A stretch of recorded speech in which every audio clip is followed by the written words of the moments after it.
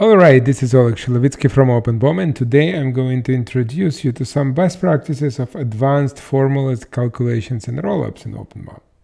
So how can you create a comparison between different costs calculated and rollups calculated with different cost structures? So as you can see, it's a bill of materials with the different cost calculated for normal cost, for cost per hundreds, and cost per thousand. So and the structures are different.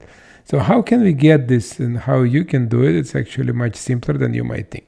So let's start to do it from the catalog. So when you go to catalog, you need to add individual cost for different values. So for different items.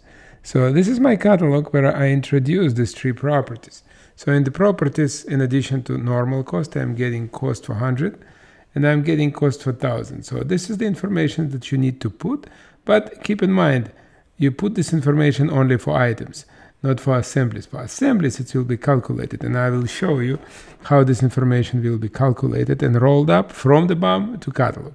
But for the moment, you just put values and you put values only for items. Like, let me just give it this example. I just delete this information, so it will not be here. All right. So let's go back to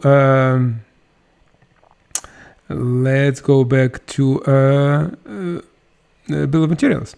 So as I'm in bill of materials, I go to this bill of materials that I was before, and I am going to define a formula. And I need to define a formula for each item specifically. So actually, this was already formula in this bill of materials. That's why you already see this. So I will a bit fake it. I will show you the results, and I will show the formula.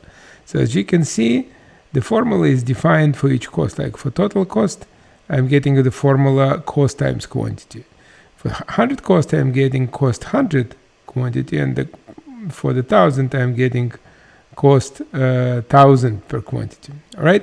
So what is very important, as you define the formula, check this box. Save the rolled up value of price, a particular price that we calculate, to the catalog. So that will give you a result. So the cost information will become part of the catalog data. And as you can see, we saved it.